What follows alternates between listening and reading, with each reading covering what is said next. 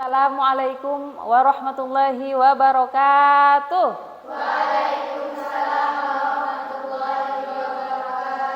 Apa kabar semuanya? Baik. Oke, untuk sekarang saya absen dulu ya. Saya absen.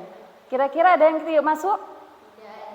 Oke, alhamdulillah luar biasa. Semoga selanjutnya tetap aktif seperti ini terus ya. Oke, sebelum memulai pelajaran silahkan dicek kebersihan, kotoran dan lain sebagainya. Baik, anak-anakku semuanya, untuk memulai pembelajaran mari kita berdoa bersama. Silahkan dipimpin oleh ketua kelas.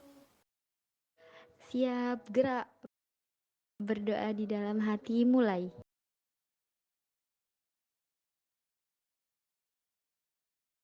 Berdoa, selesai.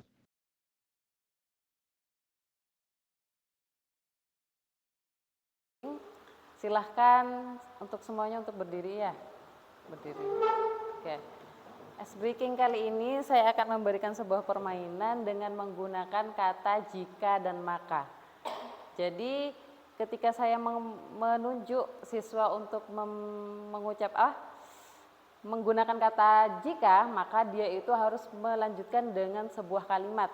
Contohnya, jika aku menjadi presiden, maka aku akan titik-titik. Seperti itu ya. Dan selanjutnya seperti ini juga, jika aku lulus sekolah, maka aku akan gimana-gimana. Begitu ya. Dan seterusnya seperti itu. Siap, mulai. Jika saya lulus sekolah, maka saya akan kuliah. Jika saya menjadi presiden, Maka saya akan menjadi nomor 1 di Indonesia. Jika saya jadi pembisnis, maka saya akan memproduksi barang. jika saya belajar, Maka saya akan menjadi seorang pintar. jika saya bekerja, Maka saya akan mendapatkan penghasilan. Jika saya menjadi orang sukses, maka saya akan berbagi.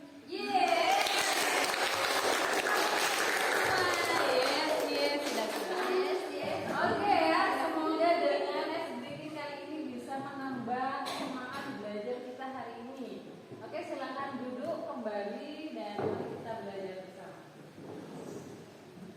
Silakan anak-anakku untuk tetap kembali ke tempat duduk. Duduk kembali maksudnya. Oke. Nah, selanjutnya sekarang saya akan membacakan tujuan pembelajaran kita saat ini, yaitu diharapkan kalian semuanya ini bisa menjelaskan konsep ketimpangan sosial dengan baik. Kemudian kalian juga bisa menyebutkan faktor penyebab ketimpangan sosial di masyarakat dengan benar. Kemudian juga mampu menganalisis faktor penyebab ketimpangan sosial dalam arus globalisasi. Dan selanjutnya kalian juga bisa mampu mengidentifikasi faktor penyebab ketimpangan sosial. Oke, anak-anakku semuanya, saat ini kita akan membahas mengenai ketimpangan sosial. Ketimpangan sosial itu merupakan sebuah permasalahan yang sering kita jumpai dalam kehidupan sehari-hari. Dan ketimpangan sosial itu pula merupakan sebuah ketidakseimbangan kehidupan di masyarakat, baik itu secara individual maupun secara berkelompok. Nah, oke, anak-anakku, saat ini kita di bangku belajar seperti ini, penting kiranya kita itu belajar ya. Belajar ilmu pengetahuan bukan berarti kita itu didesak dengan nilai untuk ujian nasional atau ujian akhir semester, akhir sekolah, melainkan ujian hidup yang akan kau lalui setelah kau tinggalkan bangku sekolah. Jadi tetap semangat belajar untuk bekal di hari esok. Oke, semangat. Oke, baik ya. Untuk selanjutnya saya akan menyajikan sebuah materi. Menurut Nadio dan Wells dalam Work Week Both tahun 2013, ketimpangan sosial merupakan perbedaan dalam pemasukan income, sumber daya resource, kekuasaan atau power, dan status di dalam dan antar masyarakat. Ketimpangan ini dipertahankan oleh orang-orang yang berkuasa melalui institusi dan proses-proses sosial. Ketimpangan sosial dalam sejarah, secara historis, ketimpangan terkait dengan kepemilikan tanah. Namun, revolusi industri mengubah struktur masyarakat dan sumber penciptaan kekayaan tulisan para sosiologi pada abad ke-19 menunjukkan bahwa akademisi pun mulai tertarik pada keberadaan kesenjangan sosial dan membuat teori tentang hal itu.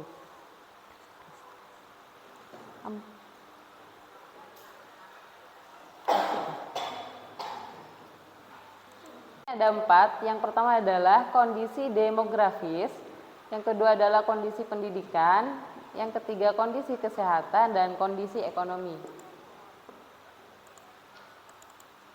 Nah, faktor penyebab ketimpangan sosial itu,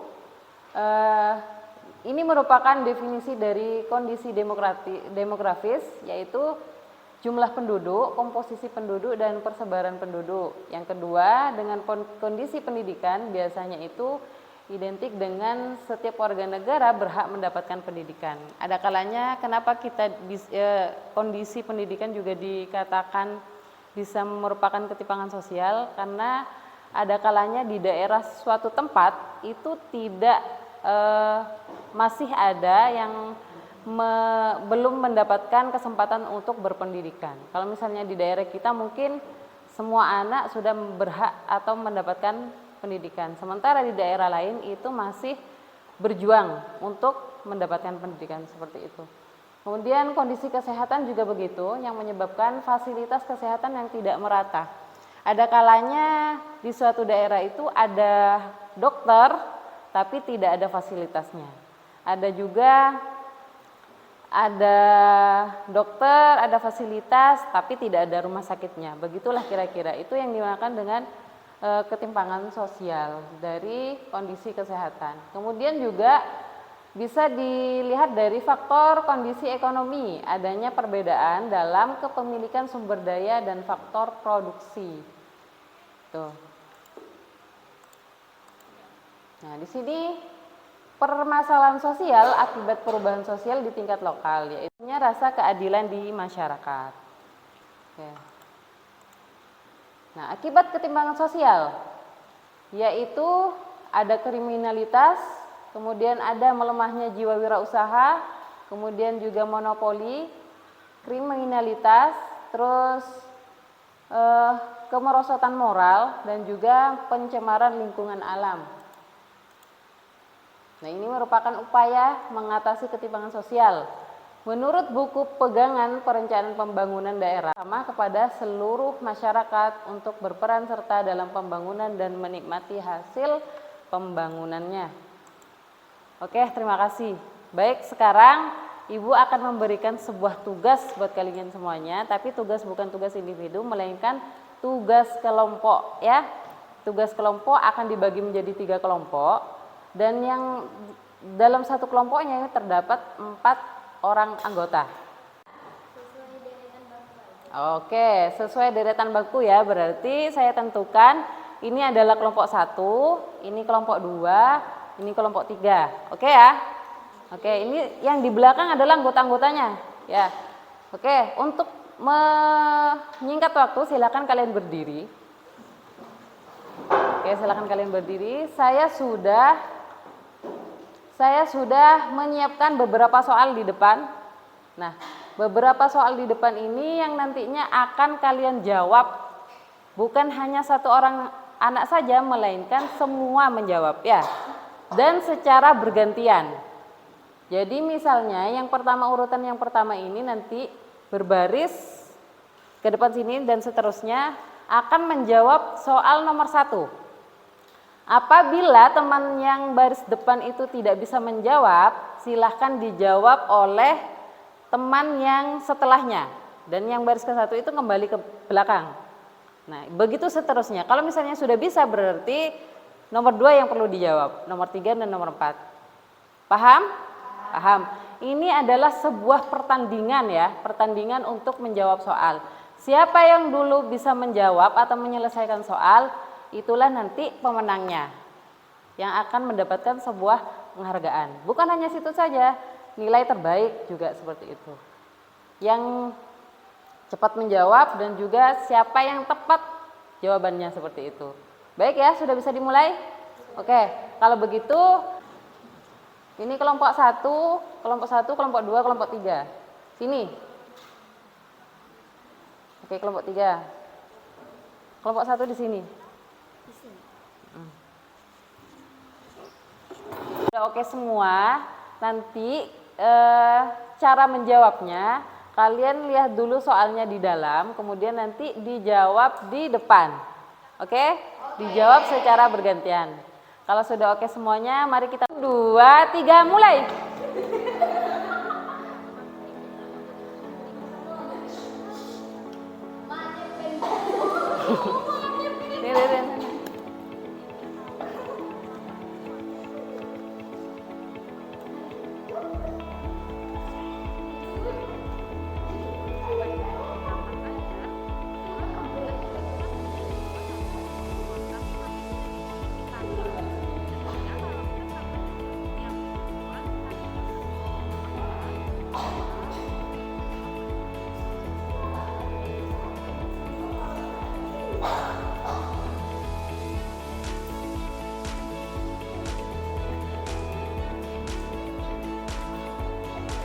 Aduh.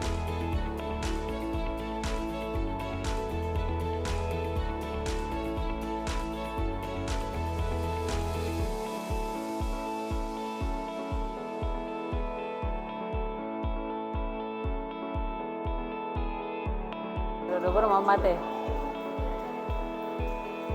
Ayo, 1, 2, 3, lanjut.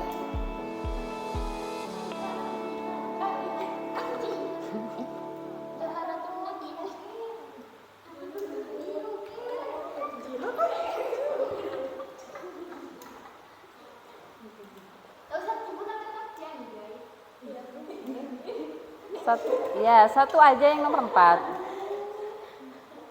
Oke, yang sudah selesai silakan bilang selesai begitu. Ayo, 1, 2, 3, detik-detik terakhir. Selesai, oke.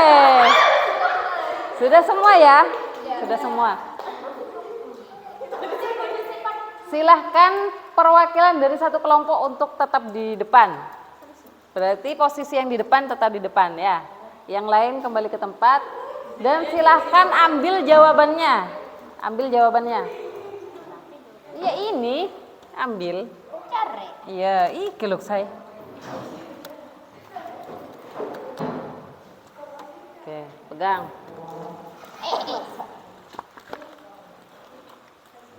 Kelompok 1, kelompok 2, kelompok 3. Tadi siapa yang paling cepat menjawab selesainya? Kelompok 1. Oke, kelompok 1 diingat-ingat ya.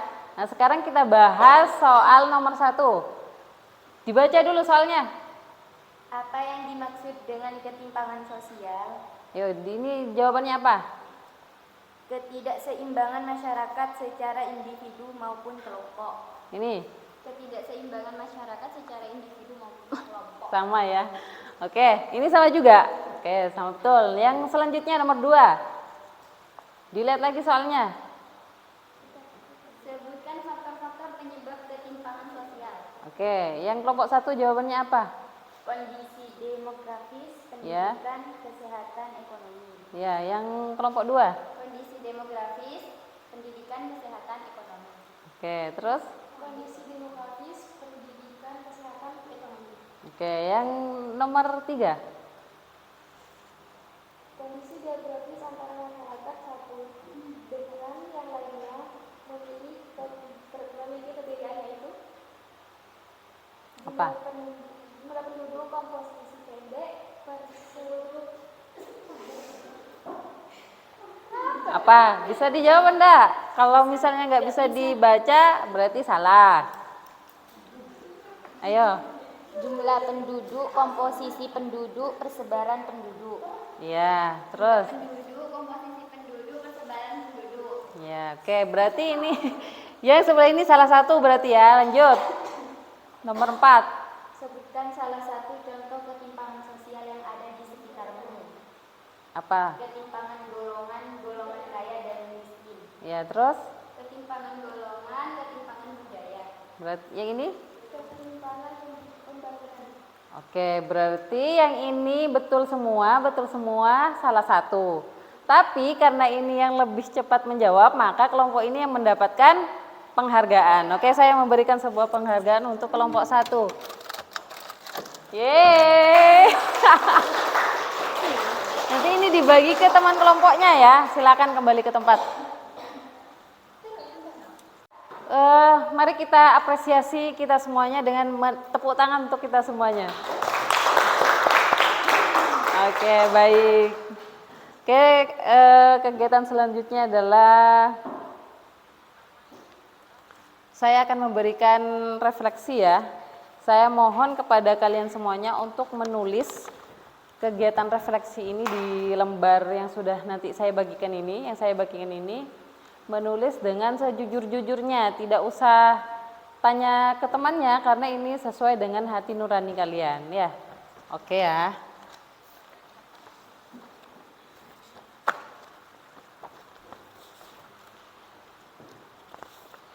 Meskipun tak jawab apa.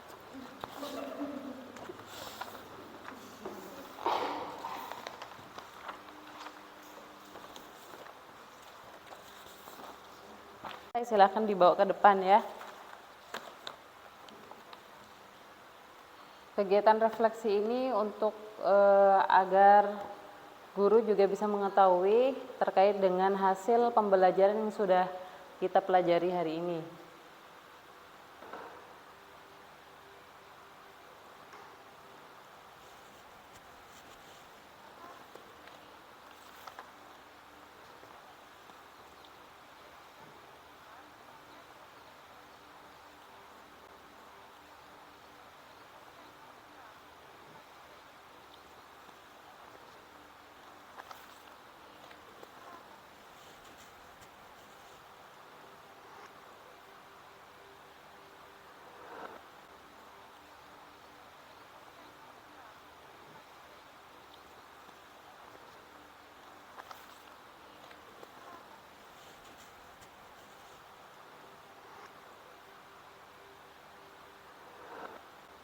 Oke.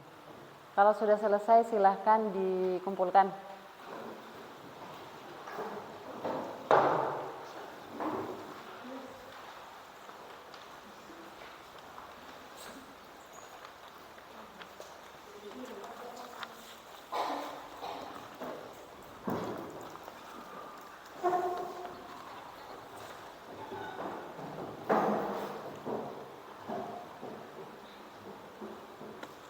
Oke, terima kasih anak-anakku semuanya. Saya akan memberikan informasi terkait materi yang akan kita bahas di pertemuan selanjutnya mengenai kita tetap membahas mengenai ketimpangan sosial yang akan menguraikan tentang dampak ketimpangan sosial di masyarakat dan juga bagaimana upaya mengatasi ketimpangan sosial. Dan nantinya pada saat kita dalam melaksanakan kegiatan pembelajaran tersebut kita tetap menggunakan metode TGT, Games Turnamen, hanya saja nanti cara bermainnya itu beda. Dan kemudian anak-anak nanti tidak maju ke depan, tetap melaksanakan di kelompoknya masing-masing, di meja kelompoknya masing-masing. Seperti itu gambaran yang akan kita laksanakan di minggu depan. Untuk selanjutnya, mari pemimpin ketua kelas untuk memimpin doa. Siap, gerak. Berdoa di dalam hati, mulai.